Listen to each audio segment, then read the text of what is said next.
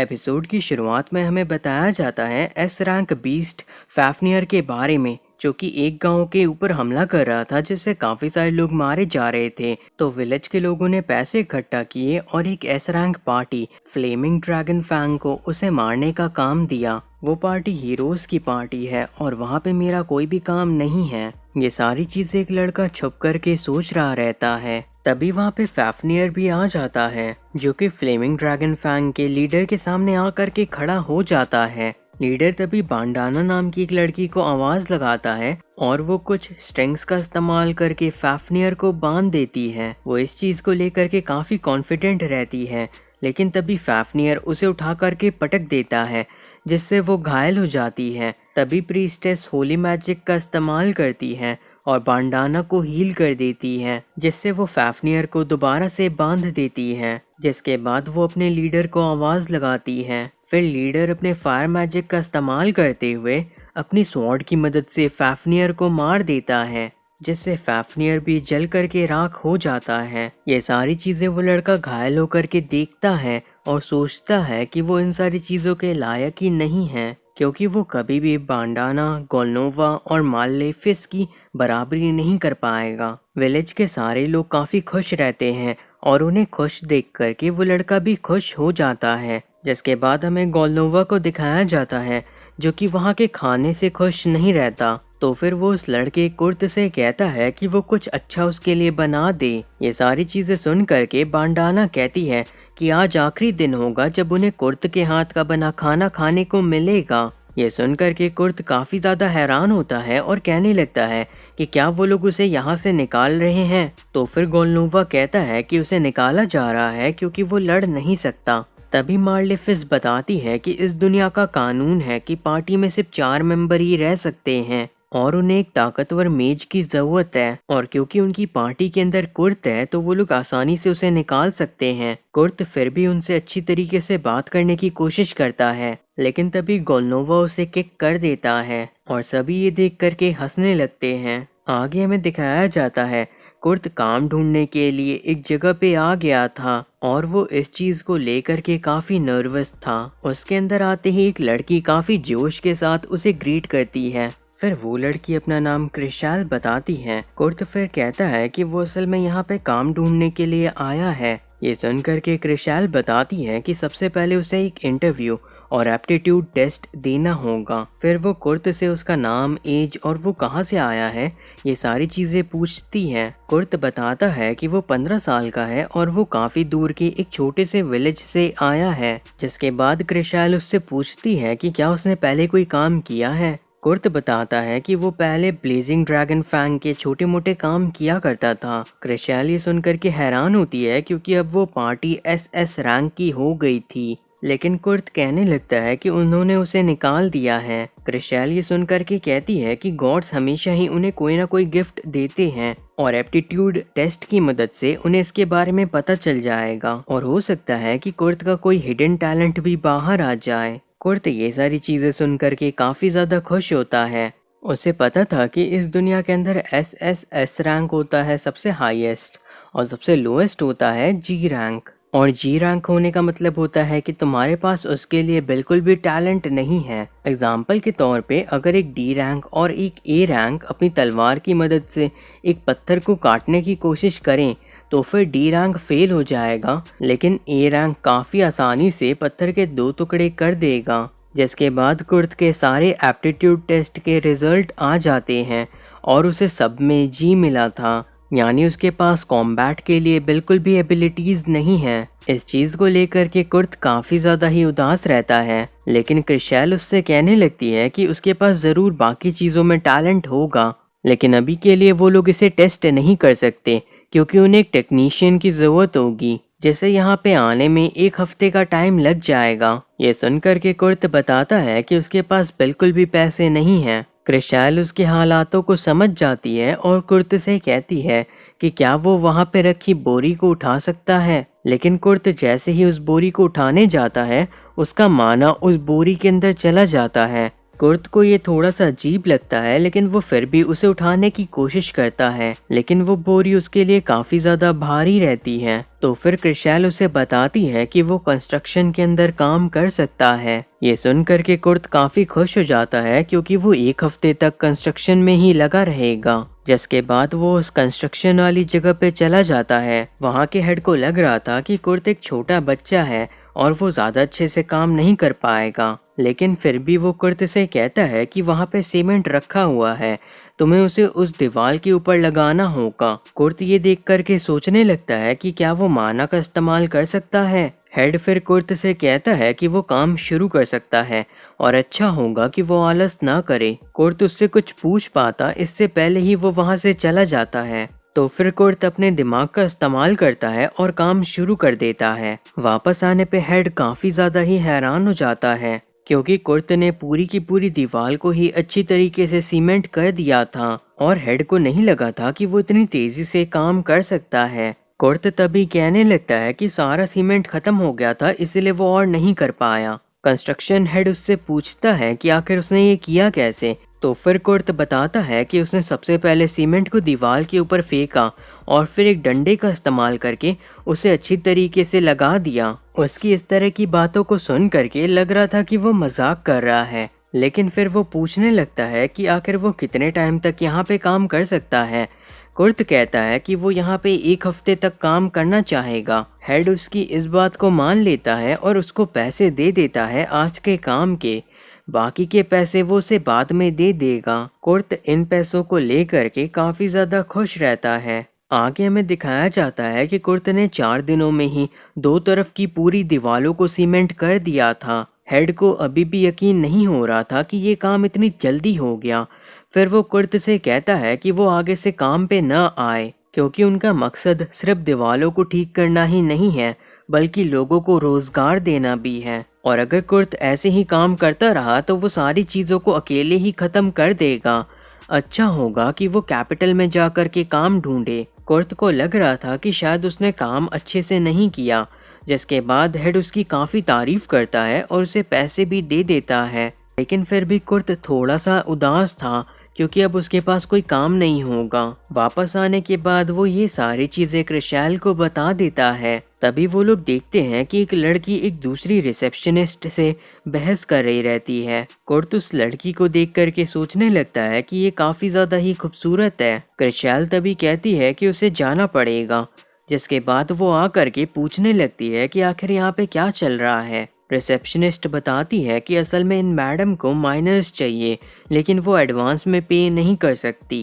क्रिशैल फिर कहने लगती है कि वो अभी के लिए उनकी कोई भी हेल्प नहीं कर सकते, लेकिन वो लेडी कहने लगती है कि उसे जल्दी है, क्योंकि उसे टैक्सेस भरने हैं और वो किसी भी कीमत पे इंतजार नहीं कर सकती। तभी वहाँ पे कुर्त आ जाता है और कहने लगता है कि उसके पास माइनिंग का एक्सपीरियंस है और वो अपने गांव में पहले एक बार माइनिंग कर चुका है। क्रिशैल ये सुनकर के कहने लगती है कि उसे इसके ज्यादा पैसे नहीं मिलेंगे। तभी वो लेडी भी कहने लगती है कि उसे भी बच्चे की जरूरत नहीं है, लेकिन क्योंकि वो अभी किसी और को हायर नहीं कर सकती, इसीलिए उसे मजबूरी में कुर्त को ही हायर करना पड़ता है। और कुर्त इस चीज को लेकर के भी काफी ज्यादा खुश रहता है। कुर्त के जाने के बाद क्रिशैल सोचने लगती है कि कुर्त पहले से ही इतना अच्छा दिखता है और अगर वो अपने लुक्स का एडवांटेज ले तो फिर वो बहुत ही आसानी से पैसे कमा सकता है। लेकिन तभी दूसरी रिसेप्शनिस्ट कहती है कि यहाँ पे एक चेक आया है। वो चेक 200 गोल्ड कॉइन का था कुर्त के लिए। क्रिशैल भी ये देख करके काफी ज्यादा हैरान हो जाती है। उसे लग रहा था कि कंस्ट्रक्शन कंपनी से कोई गलती हुई होगी। तभी क्रिशैल वहां पे रखी बोरी से टकरा करके नीचे गिर जाती है। तो फिर एक दूसरी रिसेप्शनिस्ट बताती है कि असल में ये बोरियां माना को एब्जॉर्ब करती हैं और काफी ज्यादा भारी हो जाती हैं और इसका इस्तेमाल ज्यादातर आर्कमेज वगैरह करते हैं। क्रिशैल तभी उनमें से एक बोरी को उठाने की कोशिश करती है और वो उतनी भी ज्यादा भारी नहीं रहती हैं, लेकिन कुर्त को इन बोरियों को उठाने में इतनी ज्यादा मेहनत करनी पड़ी। इसका मतलब है कि उसके पास काफी सारा माना है। इन्हीं सब चीजों की वजह से वो सोचने लगती है कि आखिर कुर्त असल में है कौन। तभी हमें कुर्त को दिखाया जाता है जो कि अभी भी ट्रैवल कर रहा रहता है। फिर वो लोग अपनी डेस्टिनेशन पे पहुंच जाते हैं और वहाँ पे एक टेंट लगा हुआ था। कुर्त एक टेंट को देख करके कहने लगता है कि क्या यहाँ पे कोई दूसरा टेंट नहीं है। ये सुन करके वो लेडी कहती है कि इस टेंट के अंदर आराम से 2 लोग आ सकते हैं, लेकिन कुर्त ये सुन करके कहने लगता है कि वो दोनों एक ही टेंट को शेयर नहीं कर सकते, क्योंकि लेडी यूरेशिया उसके हिसाब से काफी ज्यादा क्यूट है। यूरेशिया ये सुनकर के कहने लगती है कि वो इस तरह की बातें ना करे। तो फिर कुर्त कहता है कि उसने काफी सारी लड़कियों को देखा है, लेकिन यूरेशिया सच में सबसे खूबसूरत है। यूरेशिया कुर्त से मुंह बंद रखने के लिए कहती है। आगे वो बताती है कि वो 10 साल से ट्रैवल कर रही है और ऐसा नहीं हो सकता कि वो सबसे ज्यादा क्यूट हो। फिर वो कुर्त को एक बॉइल्ड पोटैटो देती है खाने के लिए। कुर्त उसे लेकर के कहने लगता है कि काफी टाइम बाद किसी ने उसके लिए खाना बनाया है। यूरेशिया ये सुनकर के कहती है कि पोटैटो को बॉईल करने को खाना बनाना नहीं कहते। कुर्त उस पोटैटो को खाने के बाद कहने लगता है कि ये बहुत ही ज्यादा अच्छा है, जो सुनकर के यूरेशिया भी काफी ज्यादा खुश हो जाती है। उसके बाद हमें दिखाया जाता है कि कुर्त को नींद नहीं आ रही थी।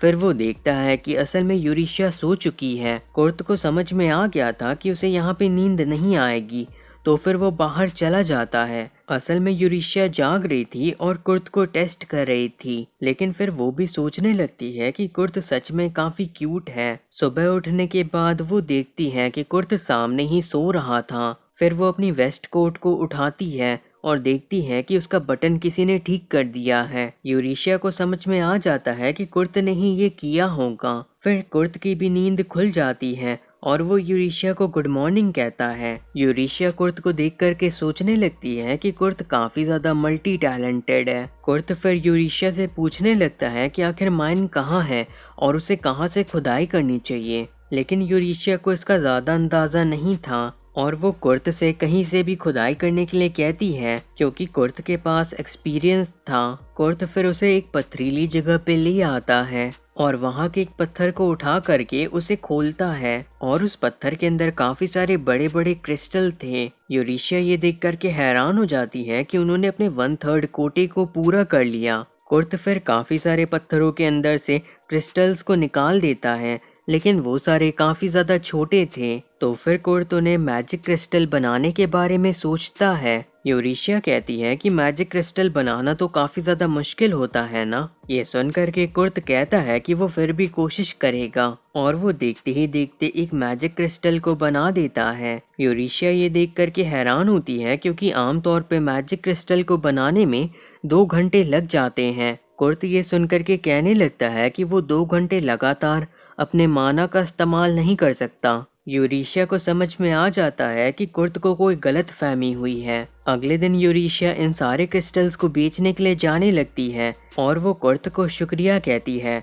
कुर्त कहता है कि वो थोड़े टाइम तक यहीं पे रुकेगा। यूरेशिया सोच रही थी कि क्या वो कुर्त से दोबारा मिल पाएगी। वो शॉप पे जब उन क्रिस्टल्स को बेचने के लिए जाती है तो फिर वहाँ पे खड़ा शॉपकीपर कहने लगता है कि आखिर ये क्रिस्टल्स कहाँ से आए हैं, क्या उनके पास इंपोर्ट परमिट है। यूरेशिया सोचने लगती है कि ये सारे क्रिस्टल असल में डोमेस्टिक हैं, लेकिन उन्हें समझाने का कोई भी फायदा नहीं होगा। तो फिर वो उन्हें एक एम्बलम दिखाती है और उस गार्ड को समझ में आ जाता है कि यूरेशिया रॉयल फैमिली के अंडर एक एडवेंचरर के तौर पे काम करती है। फिर वो वहाँ के टेलीपोर्टेशन क्रिस्टल का इस्तेमाल करके रॉयल कैपिटल के अंदर आ जाती है। फिर वो वहाँ की एक शॉप के अंदर जाती है, जिसके बाद वो वहाँ की शॉपकीपर मिमिको से कहती है कि वो यहाँ पे मैजिक क्रिस्टल्स को बेचने के लिए आई है। मिमिको उन मैजिक क्रिस्टल को देख करके कहती है कि ये तो काफी ज्यादा ही कम चमक रहे हैं, लेकिन मुझे फिर भी इन्हें टेस्ट करना होगा। यूरेशिया को लग रहा था कि ये मैजिक क्रिस्टल काफी ज्यादा कम क्वालिटी के होंगे, क्योंकि कुर्त ने इन्हें काफी जल्दी और काफी आसानी से बना दिया था। मिमिको वापस आकर के कहती है कि वो उसे इस क्रिस्टल के 10 गोल्ड कॉइन देगी, क्योंकि इस मैजिक क्रिस्टल के अंदर 10 गुना माना है और साथ ही साथ इसके ऊपर एक टेक्निक का इस्तेमाल किया गया है लाइट को छुपाने के लिए। ईशा ये सुनकर के कहती है कि उसके पास ऐसे और 50 हैं। तो फिर मिमिको उसे 500 गोल्ड कॉइन देने के लिए तैयार हो जाती है, लेकिन इस डील से पहले वो 2 कंडीशन रखना चाहेगी। पहली कंडीशन कि वो सिर्फ और सिर्फ उसकी शॉप में ही इन मैजिक कॉइन्स को बेच सकती है, क्योंकि कोई और उसे इतना ज़्यादा पैसा नहीं दे पाएगा, तो ये उन दोनों के लिए ही बेनिफिशियल होगा। और दूसरी शर्त ये है कि वो उसे बताएगी कि आखिर इन मैजिक क्रिस्टल्स को किसने बनाया है। लेकिन यूरेशिया दूसरी शर्त के लिए मना कर देती है। मिमी को ये सुन करके कहने लगती है कि क्या वो इन मैजिक क्रिस्टल्स को मोनोपोलाइज करना चाहती है, लेकिन उसे पता होना चाहिए कि ये मैजिक क्रिस्टल काफ़ी ज़्यादा ताकतवर हैं और ये खतरनाक भी हो सकते हैं। यूरेशिया ये सुन करके कहती है कि उसे अंदाज़ा है, लेकिन फिर भी वो इस तरीके से किसी और की इंफॉर्मेशन ऐसे ही नहीं दे सकती। मिमी को फिर कहने लगती है कि वो एक कोर्ट मेज है और वो उसे ऑर्डर दे रही है कि वो उसे बताए कि आखिर इन मैजिक क्रिस्टल्स को किसने बनाया है। यूरेशिया ये सुन करके कहती है कि वो रॉयल फैमिली के लिए अब और काम नहीं करेगी। तो फिर मिमी को कहती है कि वो दोस्त के तौर पे उसे बताए कि आखिर इन मैजिक क्रिस्टल्स को किसने बनाया है, और वो वादा करती है कि वो उसे एक बैरॉन की पोजीशन दिलवा देगी। वहाँ से बाहर निकलने के बाद यूरेशिया सोचने लगती है कि आखिर यहाँ पे चल क्या रहा है और आखिर कुर्त है कौन। फिर हमें दिखाया जाता है कि वो वापस से क्रिस्टल के पास ही चली जाती है और वो दोनों एक दूसरे से पूछती हैं कि आखिर कुर्त है कौन। यूरेशिया फिर क्रिस्टल से कहती है कि उसे कुर्त से रिलेटेड सारी इंफॉर्मेशन चाहिए और फिर वो उसे रॉयल फैमिली का एम्बलम दिखाती है। क्रिस्टल को भी उसकी बातों को मानना पड़ता है। यूरेशिया फिर कुर्त के रिकॉर्ड को पढ़ती है कि वो किस तरीके से फ्लेमिंग ड्रैगन फैंग का एक मेंबर था। आगे वो क्रिस्टल से कहती है कि वो किसी को भी कुर्त की इंफॉर्मेशन न दे। फिर यूरेशिया जब वापस जाती है तो फिर वो ये देख के हैरान हो जाती है कि कुर्त ने एक ही दिन के अंदर एक पूरे घर को बना दिया। यूरेशिया फिर कुर्त से पूछती है कि आखिर उसे क्या लगता है एक ही दिन में घर को बनाने के बारे में। कुर्त ये सुन करके कहता है कि उसके गांव में सभी ऐसा ही करते थे। ये सुन करके यूरेशिया और भी ज़्यादा हैरान हो जाती है।